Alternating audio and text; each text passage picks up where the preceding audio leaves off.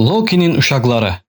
Bir dəfə nəhənglər aslara qarşı müharibəyə başlamazdan xeyli əvvəl Odallah Loki dünyanı gəzərkən Jotunheimə gəldi və orada 3 il nəhəng qadın Angrbodanın yanında qaldı.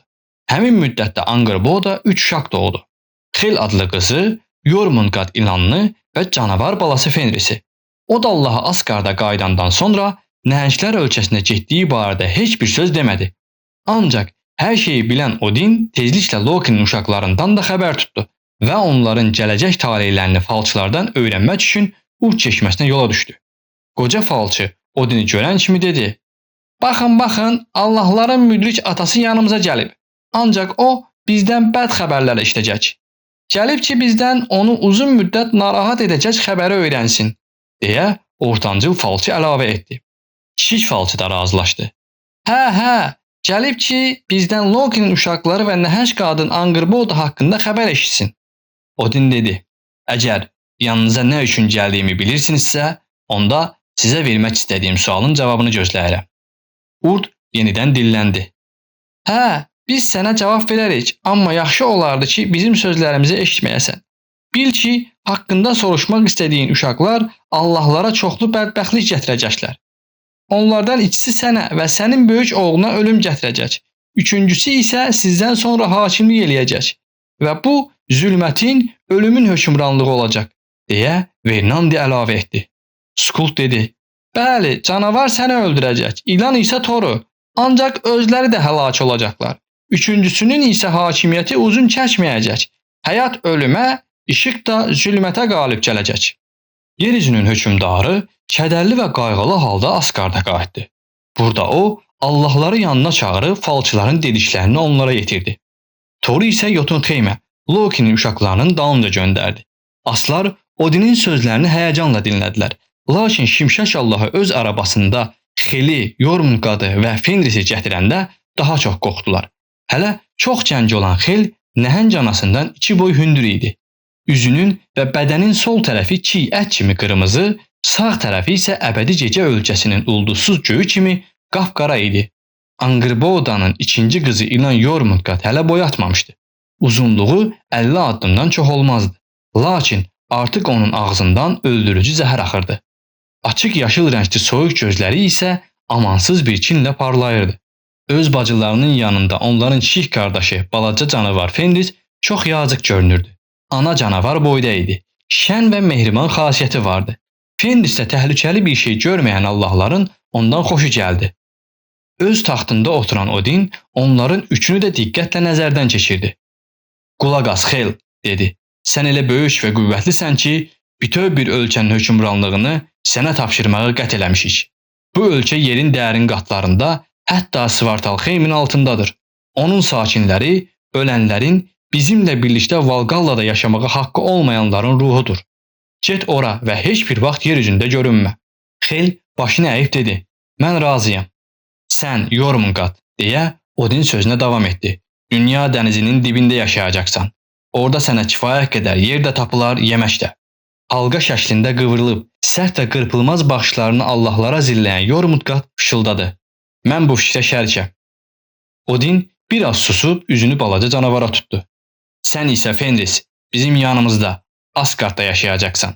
Səni özümüz tərbiyələndirəcəyik. Fenris cavab vermədi. O, elə balaca və axmaq idi ki, hələ danışmağı bacarmırdı. Həmin gün Xel ölülər səltənətinə yola düşdü. O, indi də orada yaşayır. Ölülərin ruhuna hökmlər verir və heç biri azadlığa çıxmasın deyə gözlərini onlardan çəkmir.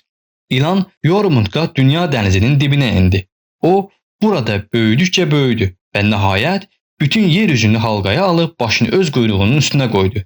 Həmin gündən onu Jormungand yox, İlan Midgard çağırmağa başladılar ki, bunun da mənası dünya ilanıdır. Fenris 1 il Asgardda yaşadı. O da saatdan saata böyüyürdü. Tezliklə dəcəl balaca canavar elə bir nəhəngə çevrildi ki, onu yedirdən müharibə Allahı tirdən başqa heç kəs Fenrisə yaxınlaşa bilmədi. Bu zaman aslar Fenrisi zəncirləmək qərarına gəldilər və onların fikrincə nəhəngi saxlaya biləcək zənciri düzəltməyə 1 ay vaxt sərf elədilər. Zəncirin adı Leding idi və yer üzündəki bütün zəncirlərdən yoğun idi. Allahlar onu balaca canavarın yanına gətirdilər və dedilər: Sən daha böyümüsən, Fenris. qüvvəni sınamaq vaxtı gəlib çatıb. Düzəltdiyimiz bu zənciri qırmağa çalış. Qıra bilsən, deməli bizimlə birlikdə Asgardda yaşamağa layiqsən. Fenris Leydinqi halqa-halqa yoxladı və cavab verdi. Yaxşı, onu boynuma keçirin. Bundan razı qalan aslar dərhal Fenrisin arzusunu yerinə yetirdilər və zənciri onun boynuna saldılar. Balaca canavar dedi, indi uzağa çəkilin. O, bu sözləri deyər-deməz ayağa qalxdı. Başını silkələdi və Leyding qırıq-qırıq olub ətrafa səpələndi. Görürsünüzmü, mən sizin aranızda yaşamağa layiqəm, deyə Fenris qürurla dilləndi. Yenə öz yerinə uzandı. Qorxmuş aslar bir-birlərinə baxıb dedilər. Hə, Fenris, sən bizim aramızda yaşamağa layiqsən. Və ikinci zənciri qayırmaq üçün tələsik çıxıb getdilər. Bu dəfə onlar 3 ay işlədilər və düzəltdikləri Drommi adlı zəncir Leydingdən 3 qat yoğun oldu. Allahların kefi köşəldi və onlar Drommini balaca canavarın yanına aparanda bir-birlərinə dedilər. Hə, Fenris daha bunu qıra bilməz. Lakin gələnləri salamlamaq üçün Fenris ayağa duranda və onun kürəyinin Valgallanın damından da yuxarı qalxdığını görəndə Allahların kefi dərhal pozuldu. Fenris Drommini görüb onu Leyding kimi diqqətlə yoxladı və dedi. Sizin yeni zənciriniz əvvəlkindən xeyli qalındır. Ancaq mənim də gücüm artıb. İndi bu zənciri də həvəslə sınaqdan çıxararam. Və o boynunu Allahların qabağına uzatdı. Aslar zənciri onun boynuna keçirdilər və balaca canavar başını tərpədər-tərpətməz zəncir qırılıb yerə töküldü. Dəhşətə düşmüş Allahlar yenə məsləhətə yığışdılar. Dedilər ki, 3-cü zənciri düzəltməyə dəyməz. Fərqi yoxdur. Biz onu düzəldənəcən Fenris də böyüyəcək və bu zənciri də əvvəlkilər tək qırıb tökəcək. Odin dedi, yaxşı, onda kömək üçün cırtdanlara müraciət eləyək. Bəlkə onlar bizim görə bilmədiyimiz işin öhdəsindən gəldilər. Odin asların qasidi Skirneri yanına çağırıb Svartalxeymə göndərdi. Cırtdanlar Allahlar atasının xahişini eşidib, hansı metaldan zəncir düzəldəcəklərini bilmədikləri üçün xeyli öz aralarında mübahisə etdilər. Nəhayət, onların ən yaşlısı dedi.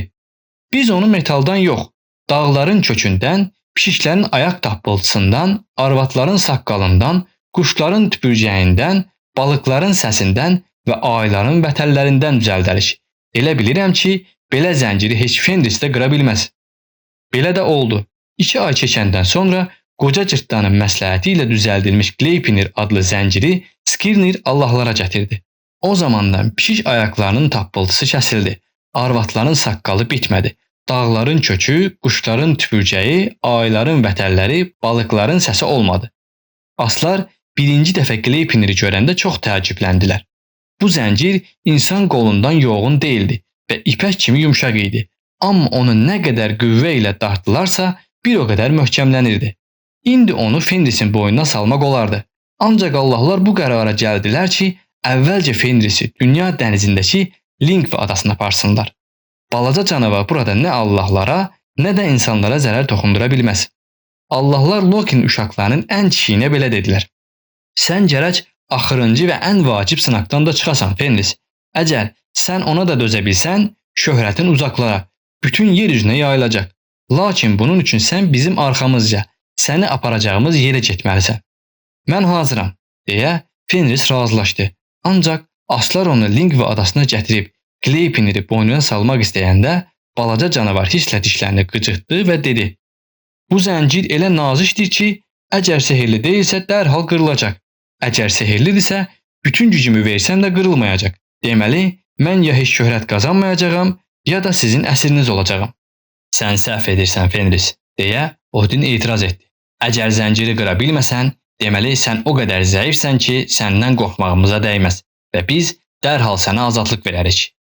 Əgər zənciri qırsan, yenə bir şey itirmirsən. Canavar gülümsündü. Ağıllı sözlər deyirsən. Yaxşı, məni bu sınaqdan çıxarmağa sizə icazə verirəm. Ancaq qoy sizdən biriniz sağ əlini girov əvəzinə ağzıma salsın. Aslar qeyri-iradi başlarını aşağı dişlər. Yalnız Tir qorxmadan irəli çıxdı. Mən razıyam, deyə o öz əlini Fenrisin ağzına soxdu. Fenris onun əlini iti dişləri ilə ehmalca sıxdı. Sonra tutqun səslə dedi. İndi zənciri boynuma keçirin. Allahlar rahat nəfəs alıb, lakin qorxu ilə Tirə baxa-baxa bir ucunu qabaqcadan nəhəng qayaya bağladıkları Gleipniri canavarın boynuna saldılar. Fenris başını silkələdi, sonra zənciri bütün qüvvəsi ilə çəkdi, amma qəribə zəncir qırılmadı.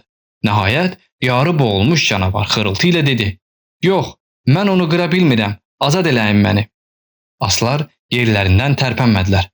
"Aha, deməli məni aldatmısınız," deyə Fenris quduz kimi çığırdı. O çənəsini bir dəfə tərpətməklə Tirin əlini kəsdi və dişlərini qıcıdıb qalan asların üstünə atıldı. Heimdall irəli sıçradı və iki dilli qılıncını onun ağzına sancdı.